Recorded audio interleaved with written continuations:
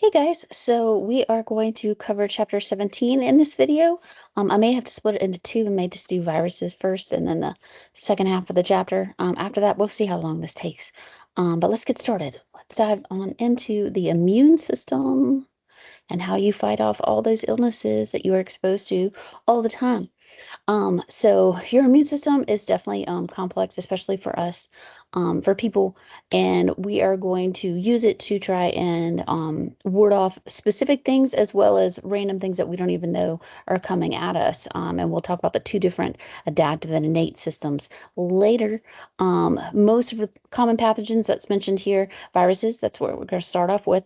Bacteria, fungi, and protists are also other pathogens. We have talked about those guys before in previous chapters, but we skipped over viruses, and this is the time now to talk about viruses. So, with these guys, in the previous biology in 1010, we talked about properties of life and all the properties of life and everything that is alive. Has all of those properties of life, like it can reproduce, it can has motility, it can do the things it needs to do. And viruses don't have all of those, so technically they didn't fit the criteria for alive, because they meet some, but not all. So we are going to go over characteristics. These guys are absolutely infectious. They are pathogens. They are acellular pathogens, which means that they don't have a cell. They need a cell. They need a cell, so that's going to be why it is called an obligate. Obligate means you have to. An obligate intercellular parasite. So it has to hijack a cell to reproduce. So these guys are not solo out there just making it happen. They have to hijack one of their host's cells and take over. Um, their genome, they're going to have a genome. It is going to be either DNA or RNA. Viruses are wild. They're really cool in the simplicity of them. They're so simple, but they can do so much terrible things. But they are going to have a genome. That genome could be the DNA that we learned about in previous biology with, its double-stranded DNA. It could be single-stranded DNA. It could be RNA, which we learned about previously. That is a single strand, right? Or it could be double stranded. It's so weird like that, but it has nucleic acid, it has a genome in it. So every virus has that. That is a major component. They all have a genome with genes and instructions for how to hijack a cell, how to reproduce, all of that. That genome is going to be surrounded by this protein capsid. That is another mandatory thing. So the genome is going to be surrounded, going to have genome inside, surrounded by this capsid. Um, and sometimes they're going to have an envelope made out of a phospholipid membrane, and the envelope will have the glycoproteins. If it is non-enveloped or naked, it has the glycoproteins stuck in the capsid instead. And we're going to have pictures of both of those guys in a little bit to show you what I'm talking about. But mandatory things. This guy is an obligate intracellular. It has to take over other cells. It has to have a genome inside, and it has to have a capsid that surrounds the genome. The envelope is optional. Envelope is optional. When they hijack cells and take over and use that cell to then reproduce the little babies, the little baby viruses are called virions. The very first virus ever discovered, ever out there that we figured out and studied was the tobacco mosaic virus. So the tobacco farmers were discovering that, something was coming along and messing up their tobacco leaves, and they couldn't figure out what it was. And so the story goes that in the 1800s, a scientist, we have all these different names. I'm not going to make you know all these different names here. But back in the day, they discovered that if they crushed the tobacco leaves of an infected leaf and then they put that, infected sap on the leaf of another healthy leaf, that would then transfer this disease. So this is a pathogen that we are transferring that way. And so then they try to figure out, well, what type is it? What is it? It's got to be a bacteria, right? Because that's all we knew about, was that there were bacteria out there. We had finally, kind of figured out those things like germ theory, which it's wild to think how recently that happened, and that germs we're not, medieval ghost spirits or something like that come to get you. They are actually little organisms that are the pathogens. So we finally figured out about bacteria, and that's what we assumed this was. We assumed that these little guys were a bacteria. So what they did was they put it through this little porcelain filter. That's what we had at the time, and that would filter out bacteria. And that's how they would get like sterile solutions that didn't have bacteria in them. And so they did the same thing with this. They would take the sap from a sap solution from the tobacco leaves, and they would put it through this filter, assuming that it would filter out the bacteria, and what would come through on the other side would be clean. But that's not what happened. These little boogers still kept finding their way through, and so they just thought, well, maybe it's just a really tiny bacteria. And it wasn't later until we had the technology to actually even see these guys and see what they look like. But this, just to give you reference on how small viruses actually are. So this image here, this is your intestinal lining, and these are the cells, these big old guys right here. These are the big old cells of your eukaryotic cells lining your intestines. And so these guys are going to be there to absorb all of the good stuff that we are breaking down in our GI tract and bring it in. So those are our cells. These are our eukaryotic cells, these guys right here. These little dark things, these are E. coli. That's actually two E. coli. He's fusing or splitting right there. But these are E. coli. So these are bacteria. That's how small those guys are. That's how small the bacteria is. This is the edge of a bacteria here. That's the bacteria cell, and this is how small. This is called a bacteriophage. If it's a virus that attacks nothing but bacteria, because viruses are usually specific to a host, if these guys attack nothing but bacteria, these guys are called bacteriophages. And this one specifically has this complex kind of head and tail situation going on for this particular bacteriophage. But these guys are super duper small, and that's why they kept fitting through the bacteria porcelain filter, because they're not bacteria, they are viruses, they are something completely different. Just the OpenStax version to show you, scale of size here is again our eukaryotic cells, and you can see roughly their size here between 10 and 100 micrometers. Then we've got our prokaryotic bacteria, and those guys also vary in size, but roughly about 1 micrometer. And then we get down to viruses, and these guys, here's our flu virus right here, 100 nanometers. So really small, really, really small, these guys.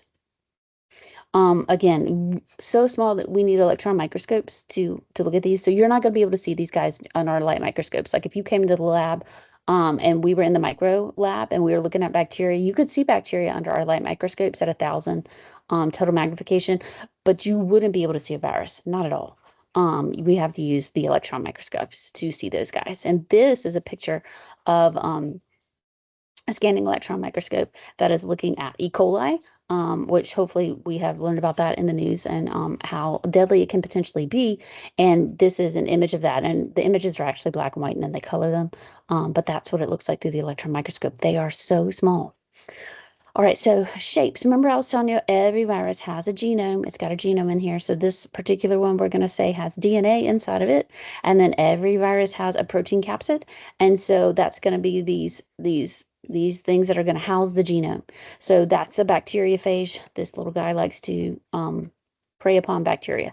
Then we got adenovirus, and this is one of our pathogens that can cause common cold-like symptoms, is adenovirus. This guy would be considered a naked one. It doesn't have an envelope. It is the DNA, right? So you can see little squigglies in there.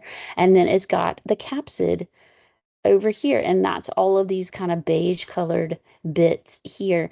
And then since it's naked, it's going to have its glycoproteins, these little spiky bits. The glycoproteins, those are embedded in the capsid on this naked type of virus. On an enveloped virus, an example of this is HIV here, we have the genome, and the genome is RNA. So since this guy has RNA, if we remember, maybe from, I cannot write with my fingers. We got DNA, right? From Biology 1010, we learned about central dogma. And we're going to go and take that DNA and we're going to write our message. And our message was RNA, right? And then the RNA left the nucleus, the messenger RNA left the nucleus, and it went out into the cytoplasm and it hooked up with the little bitty ribosomes. And the ribosomes were the ones that were in charge of building the proteins. They built the proteins, the amino acids. And so, in order for this guy that has an RNA genome, they need to have reverse transcriptase, those little orange blobs in there, and that helps them backtrack and rebuild DNA genome that can then be inserted into the host into the host cells. And then those cells will then use that gene, express those genes, and create more of the virions, like was the plan all along. So that's how they can go and have a DNA genome, but they could also have an RNA genome, and then they just go backwards um, and use it to hijack the cell. So this guy has its genome here in the middle. It's got its protein capsid is this little bitty kind of, I don't know, fingernail looking piece here. And then the envelope on the outside. So I told you this guy's enveloped, it's not naked. And so there's its envelope. And then here are all of the little proteins. All these little spiky bits are the glycoproteins. So why do I keep talking about the glycoproteins? Those guys are super important because that's how they are going to get invited into the host cell. Remember, I was telling you that the viruses evolve with their hosts. And so normally these guys, these glycoproteins are going to um, attach onto the host cell. And unknowingly, a lot of times the host cell is like, hey, friend, it's good to see you, and let them right on in the cell, which is not what we want. But that's how they have evolved to sneak into the cells are with those glycoproteins. They're kind of like keys to get into the locks of our cell membranes on our cells. So everybody's got a genome, everybody's got a protein capsid, and sometimes they might have an envelope, but it's not a mandatory piece. It's an optional piece. All right. Um, just to give y'all a little bit of more knowledge on and examples too on the different types of genomes in here. This is the Baltimore classification. There's different types of ways to classify viruses. This is just one of them, and it classifies them based on their genome. So is it a double-stranded DNA like ours is? Is it single-stranded DNA? Is it double-stranded RNA? Which way does the RNA run? Is it, in previous biology, we learned about the 5' to 3'. Is which way is this running? Um, is it single-stranded RNA that has reverse transcriptase, like we were just talking about with HIV? So this is, I'm not gonna question you on, specific viruses and what type of genome they have in there. I would never do that to y'all. That might be like a major bio question, but even then, I might not. I'm not gonna ask y'all about very specific diseases and what type of genome they have in there, not at this level. But I like to just show you examples of these, like herpes. Some of us have forms of herpes. There are many different forms of herpes, and those guys are usually with you for life. Um, Many of us have pets. My dog just smushed its way right next to my computer just a second ago. And if you have pets, hopefully you are vaccinating against rabies. Hopefully you are vaccinating against parvo. And that's those viruses. So I just like to show y'all just examples of what's out there. All right, steps of infection. For sure know this. For sure know this. For steps of infection, remember I was telling you the glycoproteins are like the little keys. So here is going to be flu. It's flu. Nobody likes the flu. But flu is going to come along. You unknowingly were next to somebody that had the flu and they weren't masked up and they just sneezed and it's all out in the air and then you accidentally, are going about your business and just breathing and you breathe it in. So we breathed in, we have breath, breathed in the flu. And now it is attached to our cell membranes, and our cell membrane receptor is going to bring it in. So first we are going to have attachment, and then it is going to gain entry in. So here it is entering in for entry. And it is going to come in endocytosis. We're going to bring it into the cell, and you can see it's wrapped up in this extra cell membrane when we brought that in. And then we are going to release the hounds, pretty much. We brought it into the cell, and now it's just gonna do what it wants to do inside the cell because we brought it in.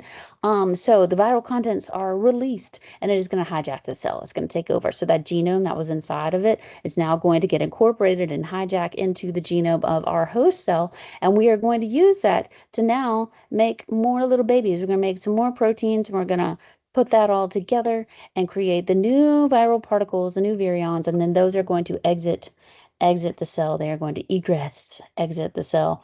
Oftentimes, this results in lysis or apoptosis, the cell's death, and rupturing of the cell, and then all of these little baby particles go out there. This video here, flu attack, I think is really helpful to describe this in more of like a three-dimensional manner on how flu gets in. Also, speaking of specifically about flu, the little glycoproteins on the outside of these little boogers change. They change constantly. They change every year. So that's why every year the vaccine is new every year, and you're supposed to get the flu vaccine every single year because it changes the glycoproteins. And so what your body is used to and accustomed to seeing from the flu, from the vaccine that you have memory cells for, maybe that flu tweaked its glycoproteins on the outside, and this year is different. And so you may still have some remaining immunity from the previous year's vaccine, but maybe this one has different glycoproteins, and it may not be quite as effective this year as it was last year because it changed the glycoproteins. Um, Different types of viral infections that we might see in the different parts of the body that we might see them in. We have all sorts of stuff up here, like we are talking about the common cold, and where we're going to find that. Um, the MMR vaccine, measles, mumps, and rubella. This is where you might see mumps show up. Usually, people look like chipmunks, like their cheeks are really swollen, and that's because these parotid glands get really, really swollen with mumps. Measles right now is kind of devastating portions of the Midwest, United States, in areas that were not vaccinated. And its spreading ability is called an R naught, the R naught of a certain disease. Like the R naught is how many people can you infect if you're infected? How many people will you spread it to? The R naught of COVID is like, I want to say three, around three. The R naught of measles is closer to like 18. It is highly, highly contagious. So it can absolutely blow through a group of people that are not vaccinated. It can. And if you were vaccinated, but you feel like it's been, I am 47 years old right now, and it's been a while since I've had my MMR vaccine when I was younger. So if you feel like your vaccine tolerance might be low, you can always go and get a blood titer check. I had to go do that when I applied for grad school at Valdosta because I couldn't find my records from my childhood. So I went and got a titer check. And so I just asked the doctor to perform a titer check. And what that is they look for the antibodies in your blood. And if you have X number of antibodies, then you still have immunity for X, Y, and Z diseases that you got vaccinated against. But if you are worried about something, you could go and get a titer check because there are certain segments of the population older than me that should probably get a re-up, a booster for some things like measles that is going around right now. Um, on certain infections, we do have like certain viral infections. We do have medications for some of these. Some of these you're just gonna have to let it run its course, and it's no fun. And there's not a whole lot we can do about it. But other things we have come up with. So with the flu, if you get diagnosed with the flu early enough, like you catch it early enough in the cycle, that you might be able to take Tamiflu, and that will shorten the duration. So maybe you might have felt, absolutely devastated and terrible for, like 6 or 7 days, and that can shorten it to maybe like 3 to 5 days instead. If you could get a hold of some Tamiflu. Zovirax is another medication that can help. And then the cocktail for HIV is another one. Zovirax is going to be for herpes. But those are some medications that we have for viruses. Vaccination is going to be our number one go-to for if we have a vaccine for a pathogen. That would be the go-to scientific gold standard of what to get. Not everyone can get a vaccine. Some people truly can't. Some people don't have the immune system to fight it. My brother-in-law is one of those. I lost him to testicular cancer a few years back, but when he was going through chemo and treatments, the chemo killed his immune system. So his immune system was practically non-existent. And so he couldn't be around anybody that was ill. And so he needed to go get all new vaccinations after that too. So some people absolutely can't get vaccinated, and they're counting on others to be vaccinated for herd immunity. When we talk about vaccines, there are different types of vaccines that you could get. Some of these guys are attenuated, and those would be your live vaccines. When I traveled to Africa a few years back, I got to take the whole family to Africa, and the yellow fever vaccine was recommended for that. And that is it's a live weakened virus. And so that is one example of an attenuated weakened one. Other times they are usually dead, so they are inactivated, but the material is still there, so you can still form a response to it. Other times it's a subunit. So I have videos. I highly, highly, highly cannot stress enough to ask you to please watch Why Vaccines Work. I think it's really good.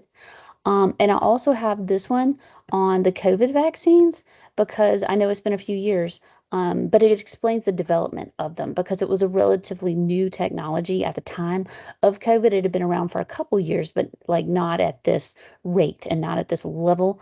And that's kind of something that scared my mother personally. My mother was scared of the development of the vaccine because it was so fast. And how do they get it so fast? And what are they doing with that? And is it safe? So this video explains like how they developed it, the trials associated with it, and all of that good stuff. Um, and the way that that vaccine is, the Pfizer and Moderna ones, those are subunits. They are subunits. So it's not even like the whole genome of the infectious material. It's not COVID's genome inside of that vaccine. It's the subunit. What's the subunit? The little glycoproteins. It's the glycoprotein. So it's not even the genome that could, potentially do something. So we've got subunits or another type of vaccine. My go-tos are COVID vaccines, Pfizer and Moderna versions. And then another one that we probably, if you've been vaccinated, you probably had a tetanus vaccine, and the tetanus vaccine actually is going after the toxin that bacteria Clostridium tetani produces. So Clostridium tetani produces this toxin that can cause your muscles to undergo tetanus, and that's where everything locks up. That's where all your muscles are contracting, and it spreads, and then your muscles that contract that allow you to breathe, your diaphragm, it locks up, and then you can't breathe. So the tetanus shot is for that toxin that bacteria can produce and give you. So these are the 4 different types of material that would be found in the vaccine. Again, I love these videos, why vaccines work. Please watch the COVID development. I feel like is really, really good stuff. If you were curious about the state of Georgia and what's going on in the state of Georgia, the Department of Health link is here. I think it's really important. Also, if you are worried about a specific vaccine, because I have some friends, some acquaintances that are fearful anti-vaxxers. And so I like to just educate that there are places of knowledge where you could go. Because if you are fearful, if you are fearful for a vaccine reaction, if that's what you're worried about, theirs is where you want to go. So this is the website where they keep all of the reported vaccine reactions for specific shots out there. So they will say like, if you are having a reaction, and then they'll grade the reactions, right? If it's a life-threatening reaction or something, lesser than. But all of those that if you go to the doctor with a vaccine reaction, they have to report. Doctors are mandatory reporters for all sorts of stuff, and they are mandatory reporters for vaccine reactions. And all of those go to VAERS. They all go to VAERS. So if you're curious about a specific one and you're not sure if you should get that specific one, you could go check it out. You could go check it out. So those are different resources for y'all to check out.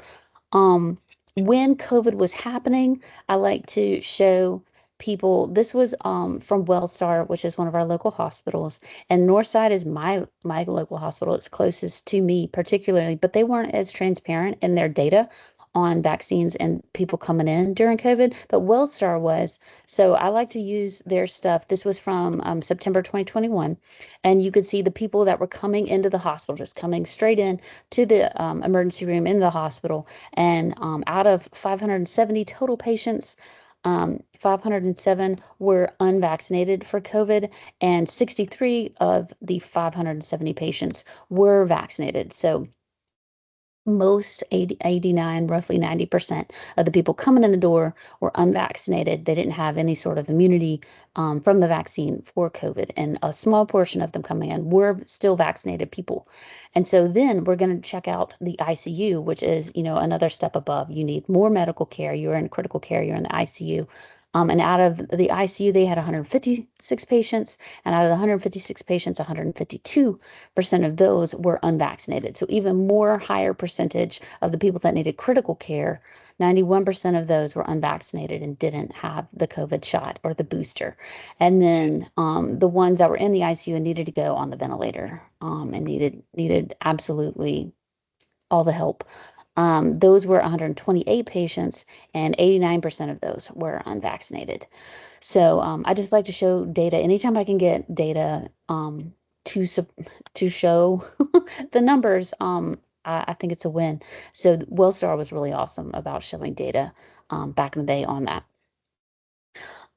So yeah, please watch those videos about what vaccines, like how they're made and what they do and how they work in the body. I think are really great. And then I also have this little bit here about, is it a cold or a flu? Flu, again, we've got a vaccine for that every year. We've got the flu vaccine that comes out, and they use an algorithm to try and predict what those glycoproteins are going to be every year. And sometimes the computer algorithm is spot on. And that flu vaccine for that year is amazing and fantastic. And other times the algorithm's a little iffy and it might not be as perfect to the glycoproteins predicted as it should have been. But any vaccine is probably better than no vaccine for the flu. It would shorten your duration to have that. And we'll talk about that later in this chapter where you see the primary exposure and then your secondary exposure and how your body fights off the next time you see something. We'll talk about it later.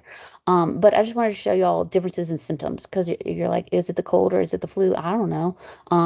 When you have the flu, it's usually really fast. Like I was fine this morning, and by nightfall, I don't want to get out of my bed. You are not going to want to get out of bed with the flu. With the cold, it's a gradual creep. You start to feel a little tingly. I don't feel so great, but you can usually power through on a cold. I will power through on a cold. The one time I had to call out sick on a lecture was flu. It was flu. I felt like absolute poop. I did not want to come in at all. It was the flu. And my oldest had it and then he gave it to me. So if it is very fast, abrupt, acute onset of symptoms is the flu. If it takes a little while, it's the cold. Other symptoms to think about too, you're usually going to have fever with the flu, aches, you feel like booty with the flu. You may not have cold-like symptoms though, like the sneezing, the runny nose, the stuffy nose and sore throat. That's cold. That is cold. So those usual commercials that you see for like NyQuil and somebody's blowing their nose, cold, cold. But flu symptoms, fever, aches, pains, chills, all of that, fatigue, like you just don't want to get out of bed. That's the flu. So just little tidbits on, what it might be if you're not feeling so great. All right, so we are 30 minutes in and I've been doing nothing but talking about viruses. So I'm going to cut this video here and then we will go into immune system in the next video.